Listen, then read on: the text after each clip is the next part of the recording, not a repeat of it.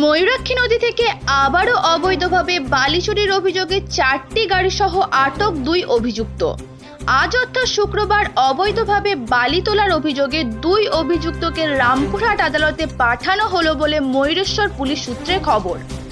এ বিষয়ে ময়ূরেশ্বর থানার পুলিশ প্রশাসনের পক্ষ থেকে জানতে পারা যায়, গত মধ্যরাতে বীরভূম ও মুর্শিদাবাদ লাগোয়া ময়ূরাক্ষী নদীর চর থেকে বালি কেটে 2টি ট্রাক্টরে লোড দেওয়ার প্রস্তুতি নেওয়া হচ্ছিল। আর ঠিক সেই সময় অভিযান চালায় ময়ূরেশ্বর থানার পুলিশ প্রশাসন। এদিনের এই অভিযানে ওই নদীর চর থেকে একটি জেসিবি, 2টি ট্রাক্টর, একটি মোটর বাইক সহ 2 অভিযুক্তকে আটক করেছে ময়ূরেশ্বর থানার পুলিশ প্রশাসন। আর আজ অর্থাৎ শুক্রবার মেডিকেল চেকআপের পর রামপুরহাট আদালতে ওই 2 অভিযুক্তকে পাঠানো হবে বলেও খবর। আবারও বড়সড় সাফল্য ময়ূরেশ্বর থানার পুলিশ প্রশাসনের।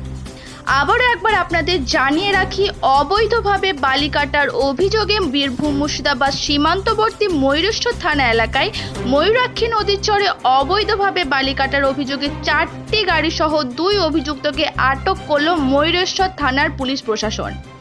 আর এই অভিযোগে 2 অভিযুক্তকে রামপুরহাট আদালতে পাঠানো হয়েছে বলেও খবর।